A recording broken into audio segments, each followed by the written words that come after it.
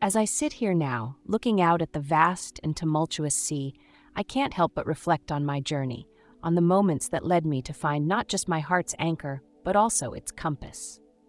It all started in Lorien, a village cradled by the whispering waves and the legends of old sailors. I was born under what the villagers called a lucky star, with the promise of fortune and courage. But what good is courage if you've got no shore to return to? No heart waiting to keep yours steady? Despite the adventures that beckoned me across the high seas, each crest and trough brought me back to that very question.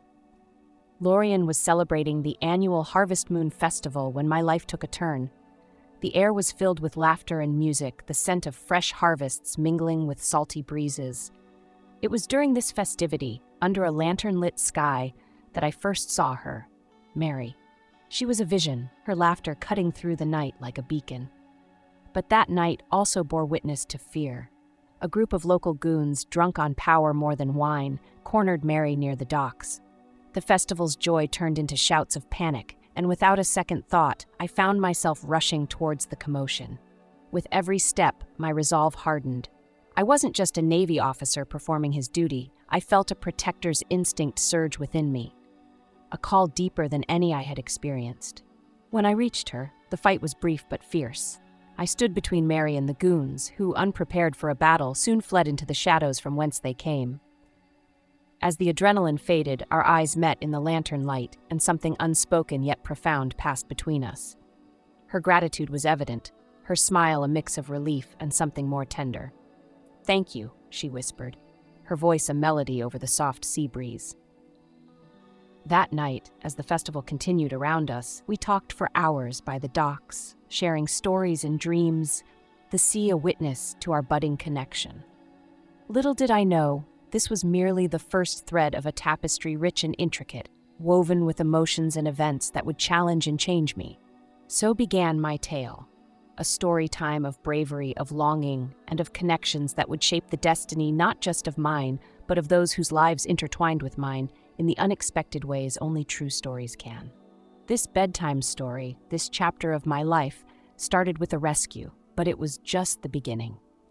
As our days in Lorien unfolded, Mary and I found ourselves drawn together like two ships navigating the same uncharted waters. The village, with its winding paths and hidden groves, became our playground, each corner revealing a new piece of its storied past. Together, we ventured into the heart of Lorien's lush landscapes, where whispers of ancient folklore danced on the wind. Mary's eyes sparkled with wonder as I recounted tales of mermaids who sang sailors to sleep and sea gods who shaped the tides. In return, she shared dreams of a future filled with laughter and simple joys, far removed from the tumult of my life at sea. Yet, amidst the tranquility of our budding romance, a shadow stirred.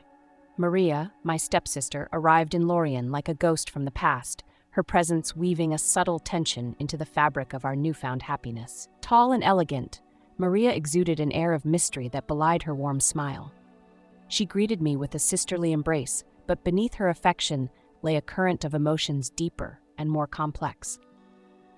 I noticed how Maria lingered near us during our walks, her gaze lingering on Mary with a mix of curiosity and calculation.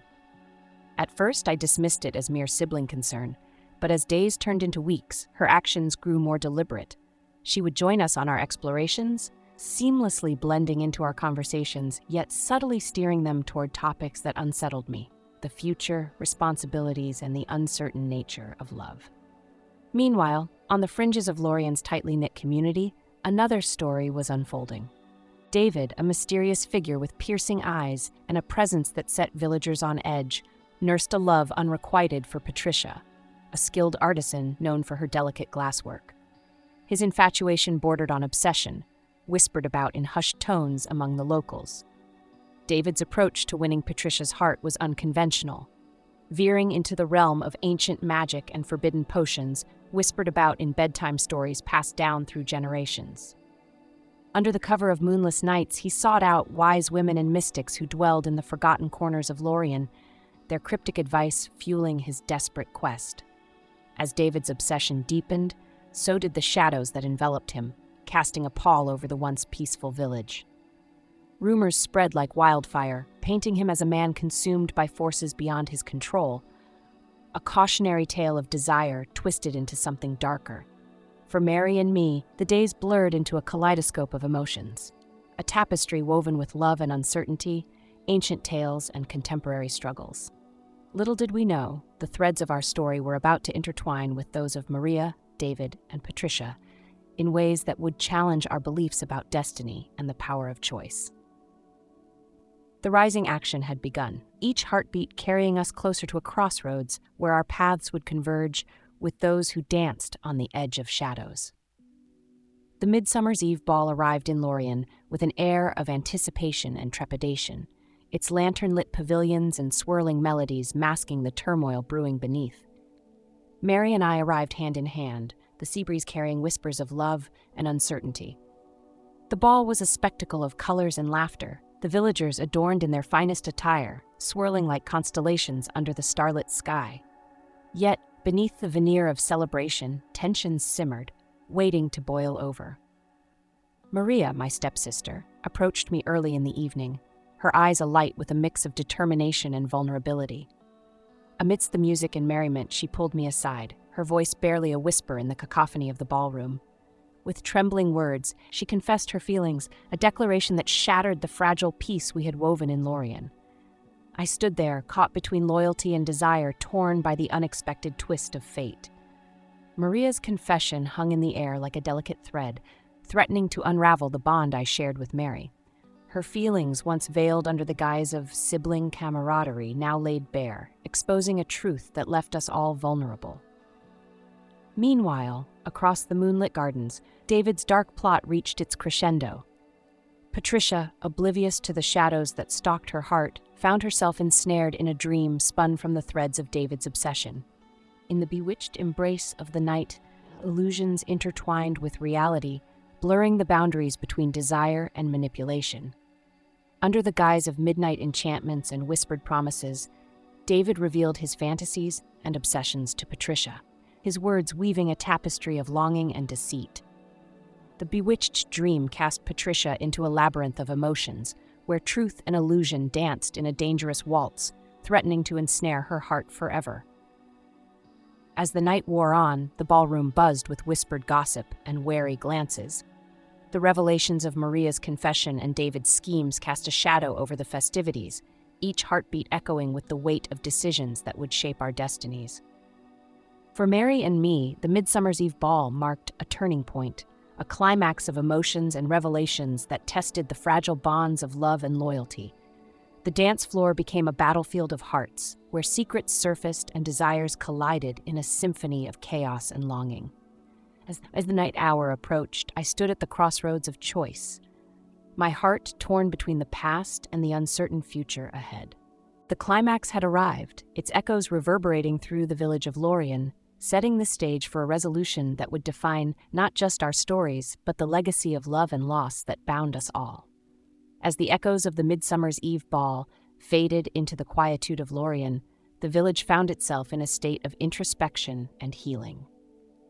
For me, the aftermath was a turbulent sea of emotions, each wave carrying the weight of decisions made and paths diverged. Maria's confession lingered in the air like a haunting melody, her words a reminder of the complexities that tangled our hearts. Mary, my steadfast companion through tumult and tranquility, stood by my side with unwavering support, yet I sensed the shadows of doubt that flickered in her eyes. The bond we shared was tested, its resilience questioned under the weight of Maria's revelation. Amidst the whispers and sidelong glances that followed us through the village, a figure emerged from the shadows, the wise elder Joseph. With a weathered face that bore the wisdom of ages and eyes that glinted with compassion, Joseph had long been a silent observer of Lorien's tales. Now he stepped forward with words steeped in the old ways, offering guidance like a beacon in the storm. Joseph's presence brought clarity amidst the confusion. He spoke of love as a force that transcended time and circumstance, weaving stories of old lovers who defied fate and found solace in each other's arms. His tales carried echoes of Pa, the renowned healer whose heart beat in rhythm with the village's pulse. Pa, torn between duty and desire, had always walked a path illuminated by the needs of others. Her skills in healing were unmatched, her touch a balm to the weary souls who sought her counsel. Yet, beneath the healer's cloak lay a heart that yearned for connection, a longing that Joseph had witnessed in secret. As Lorien settled into a rhythm of healing and introspection, Pa found herself at a crossroads of fate. Her encounters with Josie, the famed actress who sought refuge in the village's quiet embrace, offered a glimpse into a world beyond the confines of duty.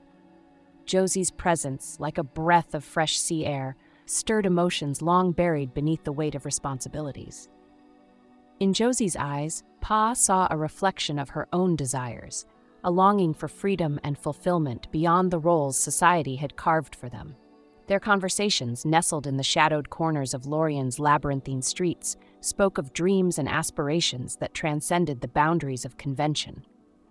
As Joseph's words of wisdom echoed through the village, Pa stood at the precipice of choice. Her heart, pulled between the familiar comfort of duty and the tantalizing promise of love, beat in rhythm with the sea that had witnessed countless tales of longing and loss. For Mary and me, the falling action brought a moment of respite, a pause in the storm that had threatened to engulf us. Yet amidst the quietude of Lorien's shores, the stories of Joseph, Pa, and Josie unfolded like chapters in a bedtime story, each moment a testament to the enduring power of love and the courage required to follow one's heart. As the village of Lorien settled into its new rhythm, guided by the wisdom of elders and the whispers of the sea, our paths intertwined once more with those who danced on the edge of shadows. The falling action had begun, its currents carrying us toward a resolution that would shape not just our destinies, but the tapestry of stories woven in the heart of Lorien. As the days passed in Lorien, the village breathed a sigh of relief, basking in the warmth of a new dawn, tinged with understanding and forgiveness. Mary and I, amidst the ebb and flow of emotions, found solace in the quiet moments shared under the watchful gaze of the sea. Her decision to choose me over the tumultuous tide of emotions that swept through our lives spoke volumes of her steadfastness and unwavering commitment. We walked hand in hand along the familiar paths of Lorien, our footsteps echoing the rhythm of hearts that beat as one.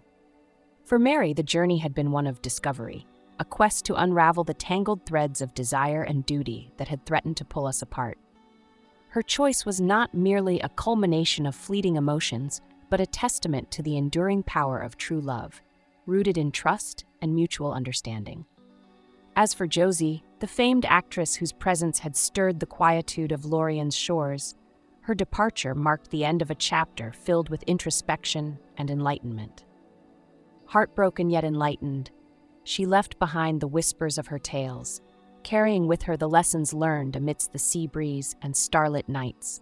The village of Lorien, forever changed by the stories that had unfolded within its embrace, continued to thrive with a newfound resilience.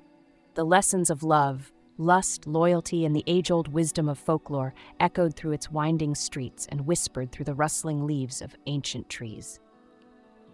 The tale of Deo came full circle, its ending a reflection of beginnings and endings intertwined like the threads of a tapestry.